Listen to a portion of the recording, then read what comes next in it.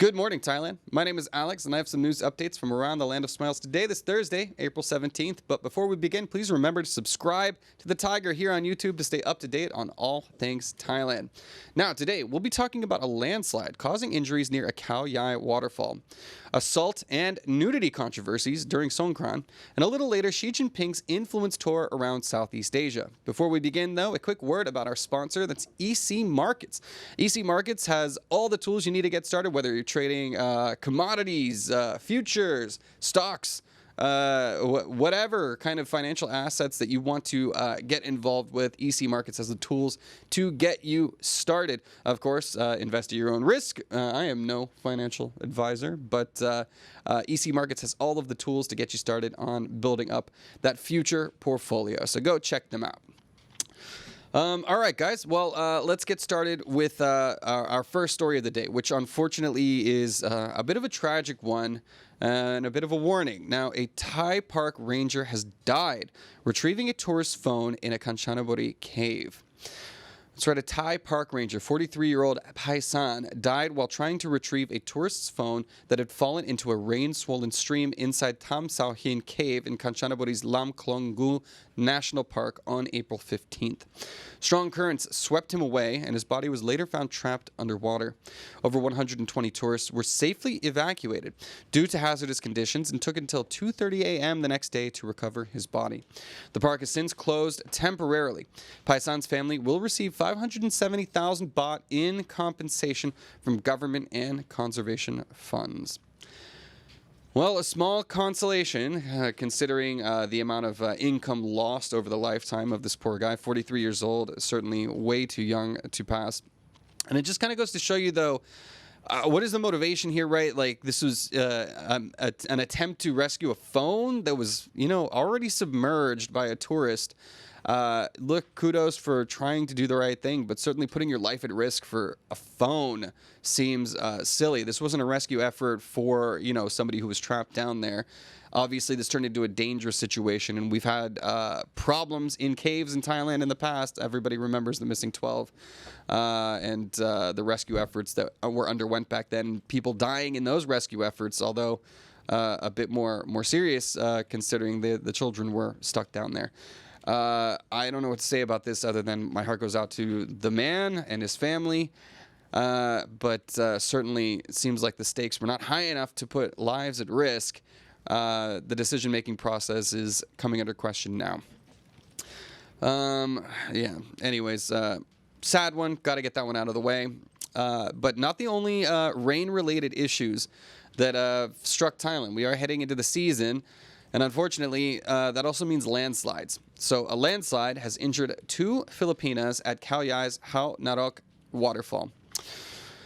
2 Filipina tourists were injured on April 16th, that was yesterday, after a landslide occurred near the Narok Waterfall trail in Khao National Park. Heavy rain had saturated the soil, causing rocks and debris to slide down a cliffside and strike the hikers. Both women were evacuated and taken to hospital, though their current condition remains undisclosed. Park authorities have temporarily and indefinitely closed the trail for safety inspections. Officials are assessing the site to prevent further incidents, as the area is particularly unstable during the rainy season. This is a big problem, not just in Thailand, but all across Southeast Asia. Obviously, we talk about these stories in Indonesia, in Malaysia, in the Philippines. And as the monsoon season comes, they're going to just be more likely to happen.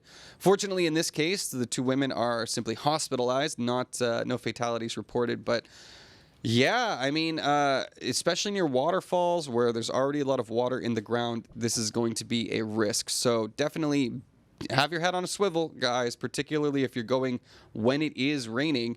This might be a better time to stay off the trails, particularly in areas that are already known to have these landslides. So, just be careful. Fortunately, in this story, it's just a cautionary tale. Nothing too serious, but yeah, I know that I would be staying off the trails during the rainy season myself.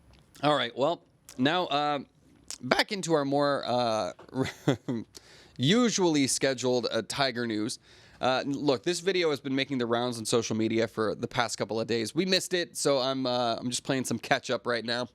Yeah, Songkran sometimes doesn't always bring out the best in people. A Pattaya tourist has assaulted bar staff who was later knocked down by a crowd in a viral incident. That's right, a foreign tourist sparked outrage on Pattaya's Soi 6 after groping a bar worker and mocking Muay Thai on April 15th. Despite efforts by staff and security to calm him, he continued harassing women and poured beer on a guard's head. When he challenged patrons to a Muay Thai fight, a bouncer knocked him down with one punch, bit of a glass jaw, this tough guy, triggering a group response from bystanders. The incident caught on video has gone viral. Police are investigating and the bar has temporarily closed. Staff say they acted in self-defense after repeated provocations. Yeah, so you can see there was what you see in this video right now is this guy obviously thinking he's like too hot to trot, and eventually a bit of mob justice took over, as is wont to happen here in Thailand. What you don't see in that video is even before there was footage that came out, security footage from within the bar, where he was just picking up women, grabbing them against their will. One girl looked like she was giggling, but still trying to run away from him. He was definitely not being respectful of the bar staff. Probably alcohol fueled. I don't want to speculate too much, but whatever it was, he was definitely acting a fool, and eventually got some comeuppance for it. One of the things you have to remember in Thailand, guys, if you are picking a fight, first of all, you never know who practices Muay Thai here. So some people are very tough, particularly the security guards, and not into fair fights. All right, Thai people will gather up on you, gang up on you, if you I always talk about it. The rage, it's not on a meter here. It's a switch. So if you push them over the edge, you're gonna have a bad time, as this guy did. What are you gonna do? You get what you ask for, everybody. Don't start fights in Thailand. Don't start fights anywhere. But yeah, you're gonna have a bad time doing it here. Well, it's not our only story in Pattaya. It's not the only one involving violence, unfortunately. A Pattaya meatball vendor has slashed her ex-husband's ear during a street dispute. Hopefully it didn't make it into the meatballs. Ugh. In the early hours of April 16th, a Pattaya meatball vendor slashed her husband's ear during a street-side altercation. The fight broke out after the intoxicated man allegedly became jealous and slapped her while she was serving customers during Songkran. In retaliation, she grabbed a knife and struck him. Emergency crews arrived to find the man injured but conscious. The woman, 48-year-old Uraiwan, remained at the scene and cooperated with the police, claiming self-defense. Authorities are reviewing CCTV footage in order to determine if charges will follow. The incident shocked waitresses and ended in hospital. Not holiday cheer. Not waitresses, witnesses, excuse me. But yeah, this is definitely not... look, he came up and smacked her. She retaliated with a knife. Deadly weapon, kind of dangerous, but a lot of people could argue that this wasn't self-defense. Plus, again, alcohol fueling the rage. This has been a big controversy over the Songkran holiday, is how much drinking is involved and how that leads to so many different bad behaviors, as was the case in this situation. So, I don't know. It's one of those things, too. Man slaps woman. Woman takes it upon herself to defend herself. Can she really be to blame in this situation? You guys tell me. In any case, it seems like this might not be proceeding further with police intervention, as the man certainly did some wrong as well. Well, our next story is one of those fun ones, I guess. A lot of weird stuff coming out of Songkran, and well, here's one more for you. A topless Songkran dance has caused a bit of cultural backlash in Thailand. Let's find about this chesty story. A viral video of a transgender woman dancing topless during Songkran celebration in Nakhon Ratchasima on April 15th has sparked national debate over cultural values. Filmed at Tekha intersection, the clip shows the woman disrobing while surrounded by a cheering crowd. Whoops. Okay, anyways, critics argue such acts tarnish Thailand's cultural image, especially during traditional festivals. The incident has triggered widespread online backlash and renewed discussion on maintaining respect for heritage while allowing modern expressions during public celebrations. You know, this is one of those things where people are arguing about the transgender issue in general. Are these women's or a man's chest. Like we certainly don't care about men's chests in these situations. So is this an issue? Let me know your thoughts in the comments. I would argue free the nipple, everybody. That movement is gaining traction around the world, but certainly still has a ways to go, particularly during, is Songkran, it's not one of these traditional Buddhist holidays, right? It's definitely turned into a major party holiday. So is this a controversy for you? Please, I'd like to know your thoughts in the comments. I'll leave it to you to duke it out. Okay, moving on. That's enough of... Look, I got yelled at about all of the negative stories about Songkran. So I did want to share with you guys a bit of some happier news about Songkran. And that's that Bangkok's Maha Songkran was a massive success. That's right, the Maha Songkran World Water Festival 2025 in Bangkok drew over 558,000 visitors in its first 3 days, generating 1.7 billion Thai baht in economic impact. Held from April 11th to the 15th at Sanom Luang and along Ratchadamnon Avenue, the event attracted over 500,000 Thais and 35,000 foreigners. Highlights included the iconic Songkran Parade, a drone light show with over 1,200 drones, regional cultural performances, Muay Thai, EDM sets, and traditional fairground attractions. Visitor satisfaction reached over 93%. The TAT projects 476,000 foreign arrivals and 4.42 million domestic trips during Songkran, contributing more than 26 billion Thai baht to Thailand's economy. Yeah, looked pretty wild. Looked pretty fun. I missed this one, I gotta say. There was a lot of festivals going on around Thailand. Over at RCA, there was some big stuff. Obviously, if you were on Khao San Road and the insanity over there, lots of fun. Asok, Nana, the whole city was alive. And to me, honestly, I always call it's like the Purge, but with water instead of bullets. But it's a lot of fun. But yeah, I think the whole city is still in recovery mode after the fact. I know I am. I got sick. I'm still feeling it. But hopefully the rest of you are feeling a little better than that. And had a good time. Because Songkran, to me, it is one of the best holidays in the world. And nobody does it like Thailand. So hope you enjoyed, everyone. All right. Well, anyways, guys, that'll do it for our Thailand section of the news. Before we head into our ASEAN Now section, I'd like to give you a quick word from our sponsor, EC Markets.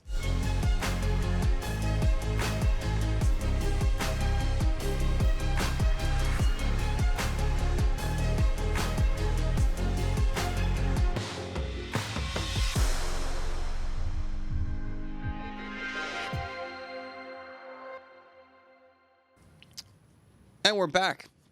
Thank you, EC Markets, for giving me that quick break to be able to sip on my tea and be able to deliver the rest of the news. Go check them out, guys, if you are looking to get invested in your future. All right.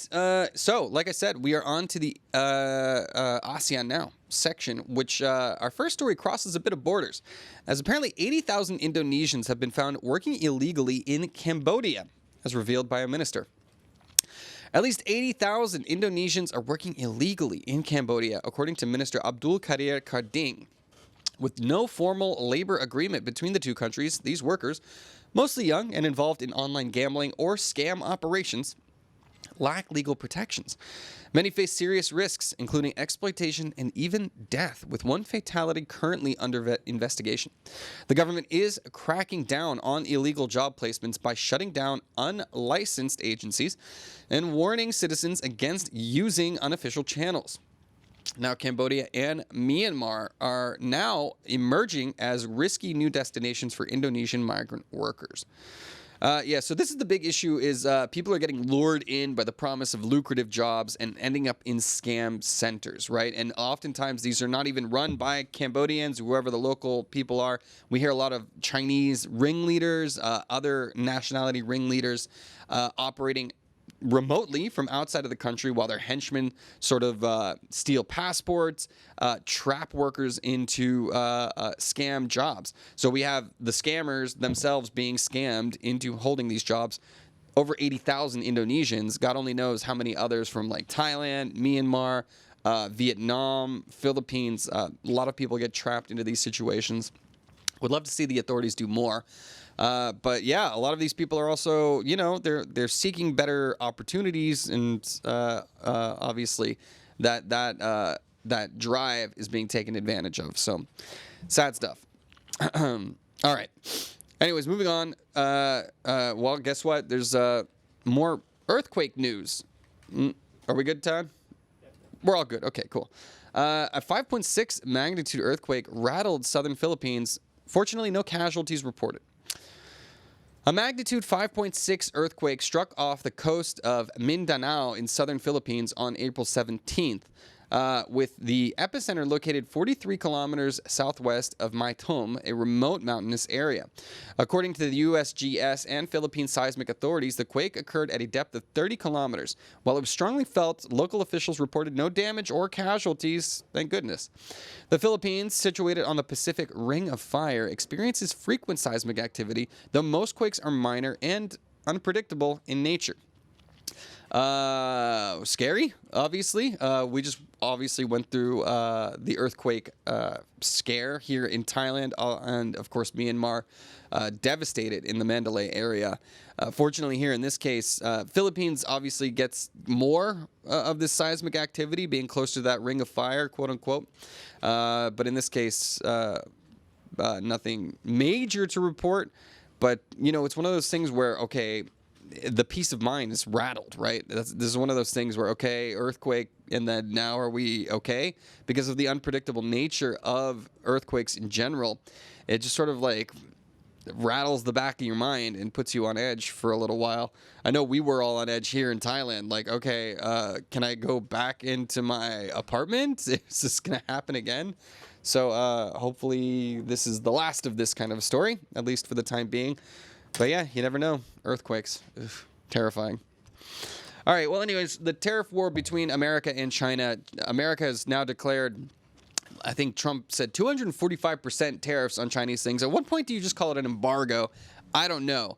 But in response, Xi Jinping has moved around Southeast Asia trying to do some influence wheeling and dealing.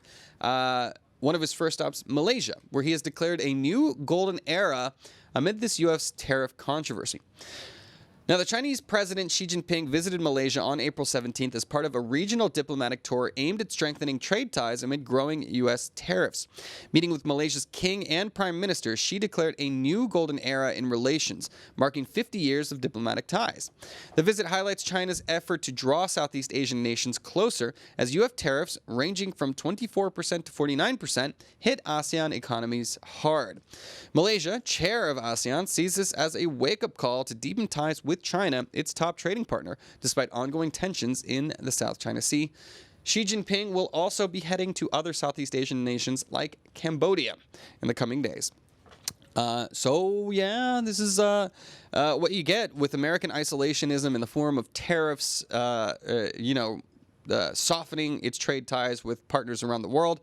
This obviously opens up opportunities for China to step in and strengthen its relationship with these countries who are now, China is the largest trading partner for like a lot of countries in the world, and it's going to allow them to buy even more influence as a result. Not only that, obviously, there has been controversies and disputes with countries like Malaysia, Vietnam, the Philippines over territory in the South China Sea.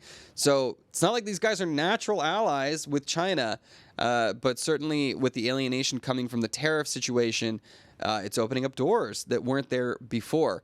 I'm curious to know what this will mean for the future of the diplomatic relations of ASEAN, which is obviously increasingly becoming more of a trading bloc like the European Union. Despite the interfighting that happens amongst its nations. I guess we'll see.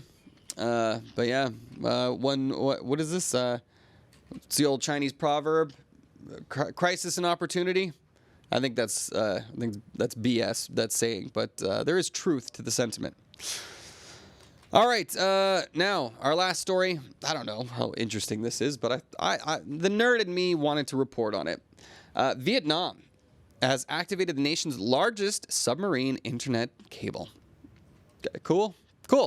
Vietnam has activated its portion of the Asia Direct Cable, or ADC, the country's largest and most advanced submarine internet connection to date. The 50 terabyte per second capacity cable, managed by Viettel Networks, boosts Vietnam's international bandwidth by 125% and enhances connectivity resilience. Part of a 9,800 kilometer system linking 7 countries, ADC is backed by a U.S. $290 million investment from 9 telecom giants. The landing station is located in Binh Dinh's Quy Nhon. This milestone is part of Vietnam's push to expand digital infrastructure with plans to operate 15 submarine cables by 2030. This is wild to me that, this is how the internet works, which is just literally giant underwater cables linking nations together. So this is interesting because Vietnam also has, restrictions on its internet. It's not exactly a completely free internet over there. So I don't know what impact this will have culturally on its internet usage, but increasing the bandwidth means that business can be done faster, things will be done quicker.